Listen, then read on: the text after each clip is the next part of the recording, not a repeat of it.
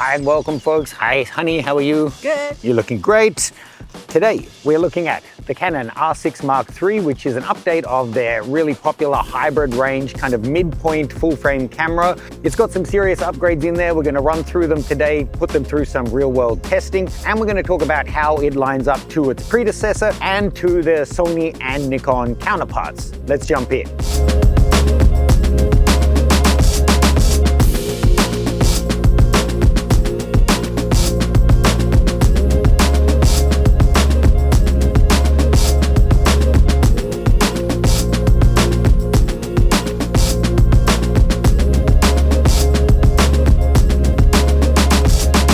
Hey folks, today's video is brought to you by my brand new course over at learn.artnudeportraiture.com, which is a content creators masterclass. We're working with different adult content creators who have their own established audience, aesthetic, and style.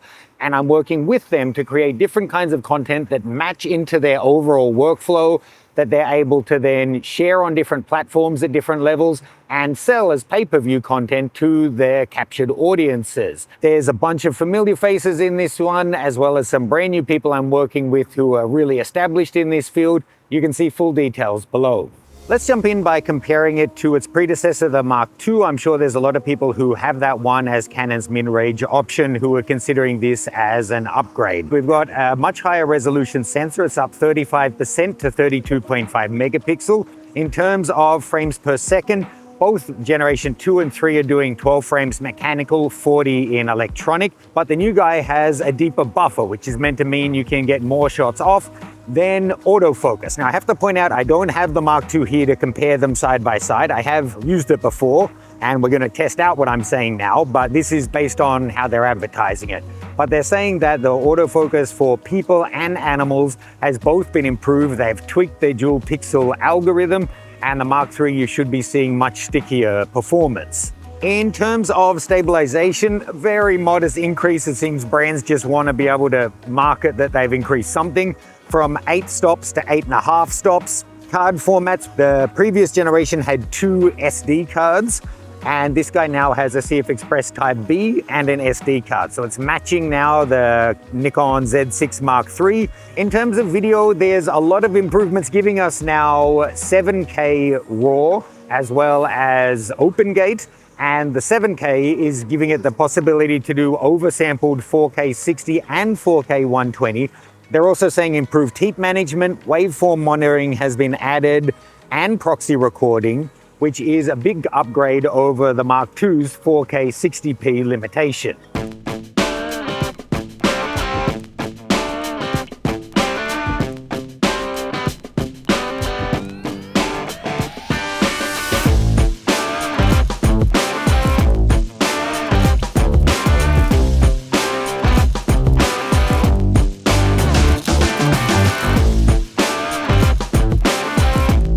Okay, so I know a lot of the guys on the channel are photography guys.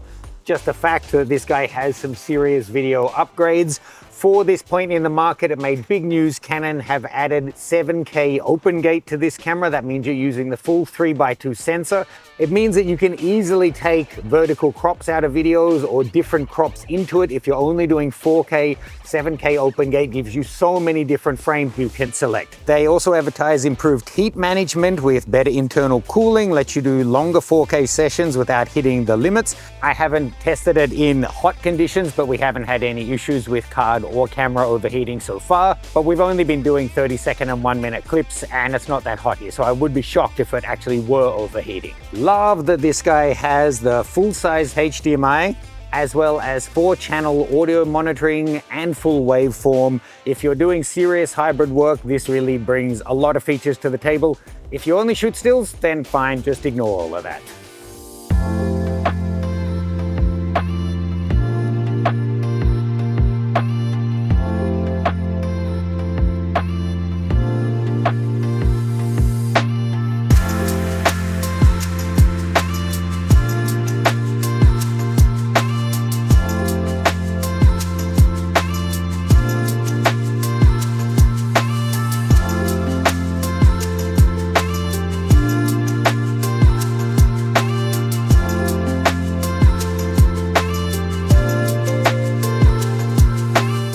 So look guys, the Canon have promised better autofocus, especially for humans and pets on the R6 III.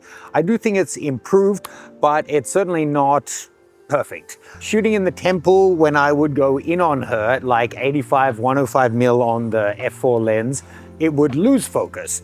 And as I pulled back out again to like 50, 35 mil, it would find the eye again, and it just kept doing it over and over, losing focus despite her eye not even being covered. When she was moving around, I also found that. When I was shooting in really contrasty situations, like Honey in the backlighting, it was only when there was so much flare that she disappeared basically that it got lost. Otherwise it did quite well in that situation.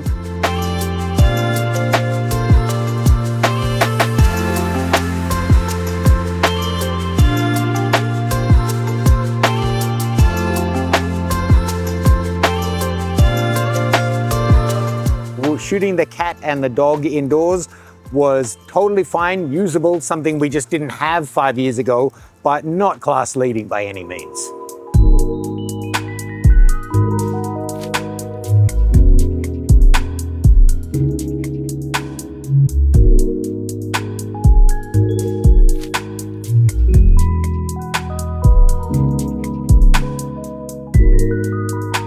I want you to run at me and then just at the last minute jump out to the side. Okay, 3, 2, okay, just go then. Is this a Hong Kong thing? You go on 2? You're like one of those gunslingers who's just cheating. Here we go. 3, 2, 1, run. I would say the running shots did fairly well. It took a little minute to get it set up in the best autofocus mode for the best results. It was also heavily backlit, but I would say given those conditions, good results in a sporting match in normal daylight. You should have no problem. The 12 frames a second seems achievable if you have the shutter speed. So let's do both a buffer test and a focus test here. We've plugged in the Atomos. I'm gonna run it in high frames per second. So let's fill up a card.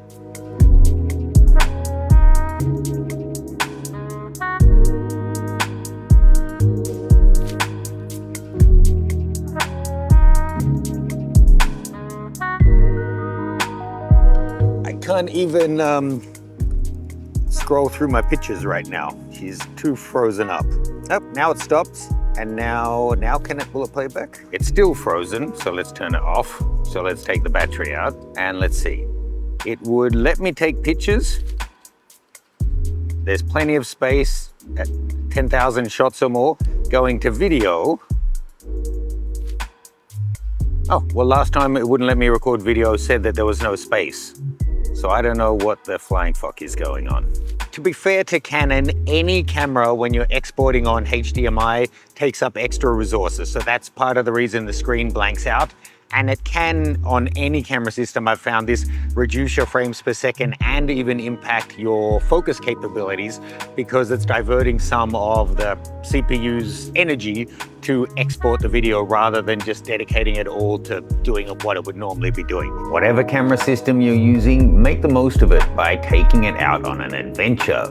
In May 2026, I'm taking a small group of photographers to Iceland on an exclusive trip to participate in the annual winter horse migration.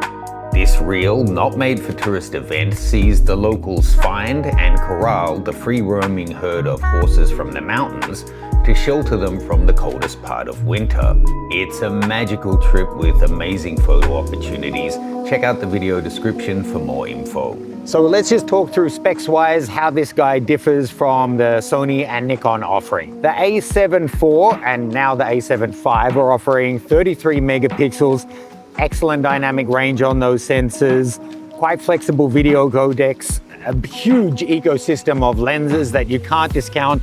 Big failing on Canon's behalf is not opening up their mount, whereas Sony have. For Sony, at least in my opinion, the menus are much more complex. I find this much more ergonomic to use, and the battery life is better on this guy than the Sony's as well. The Z6 III has excellent build quality, stabilization, a lower resolution sensor at 24 megapixel, solid video, but not near this kind of specification. And Canon is often preferred for their skin tones by a lot of users. One thing I would point out though, The Z6 III has been out a couple of years. The A7 IV was out a couple of years and now updated with the 5. But this and the Sony are about $800 or $900 more than the Nikon at this point. So I don't know if they are really fair competitors. This mid-range that used to be like a $2,000 camera has grown to be a $3,000 camera.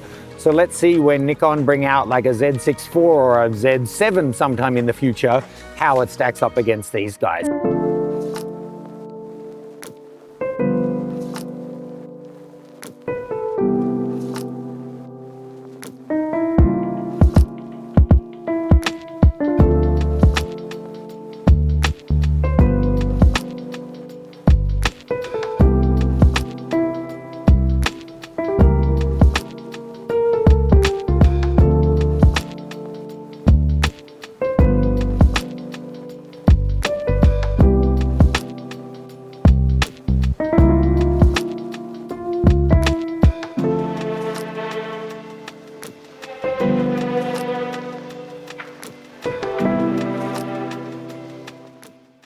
Who is the R6 III actually for then?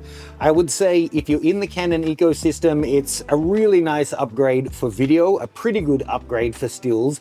I don't think it's enough to, certainly not enough to make you switch systems if you're already a Sony or a Nikon and invested in that system. But if you're in the Canon ecosystem, to be honest, I don't think unless you really need these new video features, it's going to be worth the upgrade from the Mark II. But when it comes time for you to basically replace gear, then I would definitely choose this over the Mark II. The R6 III is, I think, a solid update. It's a really solid update for video shooters and a good update for still shooters. Better autofocus, higher resolution, better card format, deeper buffer, great stabilization for video handheld. But it's not going to be everything for everyone. And at this higher price point of almost $3,000 US, or over $3,000 with tax, it does beg the question, is it worth it for you? Let me know if you'd like to see this guy compared head to head with the Sony A7 IV or the Nikon Z6 III. Drop me a comment below what you think of it overall as a release. Check out all our links below, including Honey's social media and details of the new creator course. And I'll see you guys soon. Thanks, Honey.